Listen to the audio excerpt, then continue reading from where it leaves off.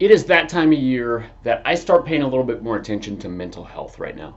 We've got the short days, it's cold out, people aren't doing as much, and stereotypically, it's a little harder mentally for, well, I shouldn't say most people because that's probably an over exaggeration, but many people struggle this time of year when there's just less sunlight. They're not getting out, they're not as active as they were, they're not seeing their friends as much as they were.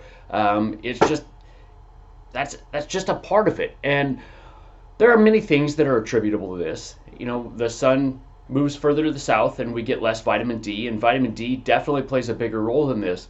But I think in our healthcare system, we undervalue mental health. And it's easy to argue a lot of different points on this. You hear a lot about the school shootings and the mall shootings and all of that stuff, and a lot of that is a lack of appropriate mental health care, right? A lot of these people, we know that they have mental health challenges, and yet they're not getting the help that they need, and something like that happens, and it's heartbreaking. It's just atrocious, and there's not a great answer for it other than improving our healthcare system. And like I said, there's a multitude of levels on this. It's not any one area of our healthcare system that needs to improve, because there is lots of room for improvement throughout our healthcare system.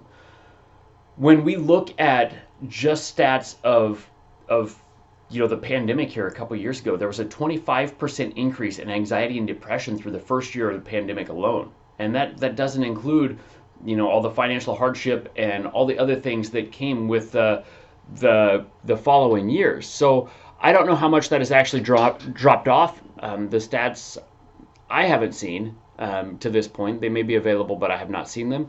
But that's a massive rise in anxiety and depression. And this is something, like I said, we stereotypically see this in the winter in the Midwest, where the sun moves to the south. We're not getting outside. We're not doing as many things. And one of the things that I wish that we would prioritize in our healthcare system is proper brain development. Proper brain development makes a massive difference. And I'm not saying, don't take this as people with any kind of chronic health issue have a brain deficiency of any way, shape, or form. But there are a lot of us that when I start looking, our primitive reflex is still intact. Yes, they're not things that should be intact. Do we have sensory issues? Many of us do have sensory issues. Many of us do have anxiety. Many of us have depression. And when we have those things, it's areas of the brain that are not firing as well as other areas. Again, it is not brain damage. There's nothing that is, if you do an MRI, it's not going to show up on there. It's just functional change in those areas. They haven't developed or matured as properly as they should. And there are things that we can do for that. When we can target stimulation to those areas, it helps them progress. And like I said, this is really the framework that I use to look at autoimmunity and stress and learning disorders, ADHD, dyslexia, but also depression and anxiety fit into that. Insomnia fits into that. There are a lot of different things that we can group in here that we can see improvement with when we start using these techniques, these frameworks that we have. It's something that a lot of people aren't aware of, though. A lot of people, even here in a small town, my wife was talking to somebody the other day, and they're like, I didn't realize that he did that stuff. And it's something that I need to do a better job of talking about. But again, when we look at mental health, it's not just a one size fits all. I think in the way I look at mental health is we have to have the neurology before we have the psychology. So we have to have the brain properly developed. We have to have the brain properly working, and that's where the work that I do comes in. But we still have to have the mental health professionals out there. They are playing a massive role in this, but they're overwhelmed right now. There's so many people that are in need of the mental health care that a lot of them can't get in. And I actually was helping somebody find care here within the last year. I can't remember exactly when it was, within the last year. And we called a few different places, and they're like, yeah, that is perfect what fits into us. They said, give us the information. They said, okay, when were they adopted? They're not adopted. Okay, well, are they a foster child? No, they're not a foster child. Okay, have they lost one of their parents? No, they haven't. Okay, well they're going to have to go on a waiting list, and it's likely that we're never going to call you. And that's multiple places that said that. They literally told us that if we didn't fit into that little group there, that they weren't going to help us. And it made me angry. In all honesty, it made me angry.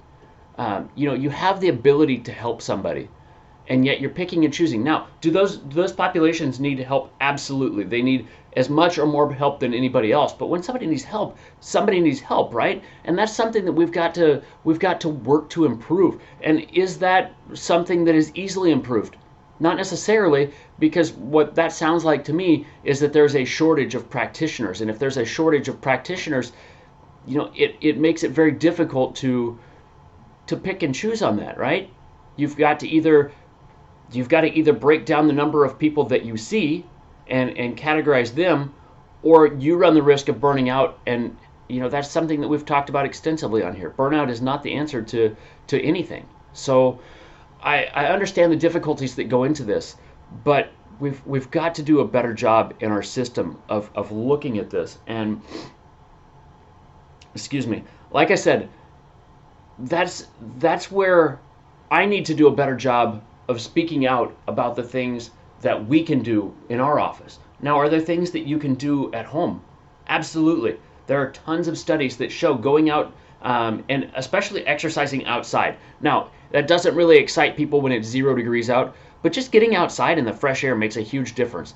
When I'm going out and taking care of the cattle and the sheep, it's not something I look forward to. It's cold, it's windy, it's miserable. But I get out there and I move around, come back in, and I feel better. And that's an everyday thing. And I used to, like I said, I used to not look forward to it at all. But now I actually look forward to going out and doing that every day, because it's something that forces me to get outside and move around for 45 minutes to an hour. And it's something that I actually find peaceful. It actually just helps me clear all the junk out. And that's where a lot of us are. I know a lot of people that overthink things, and perhaps that's because I am one that overthinks things. But I know a lot of people, I see a lot of people in my office that spend a lot of time thinking about different issues and what they can do. And some people just flat out are overthinking it. They're spending too much time focused on it. When you're focused on it so much, it's hard to see anything other than that. But there's a lot of room for us to go out and exercise, or improve our sleep, or just get outside and get some fresh air. All of those things play a role in helping us to clear everything away. And in the winter, we tend not to do that. So there are definitely things you can do at home. If you have any questions, if you're facing any challenges and there's any way that I can help you, I would love to do that. I'd be honored to help you in any way that I can. So reach out through private channels. I wouldn't recommend putting any comments or anything like that on here, but you can look us up on our website.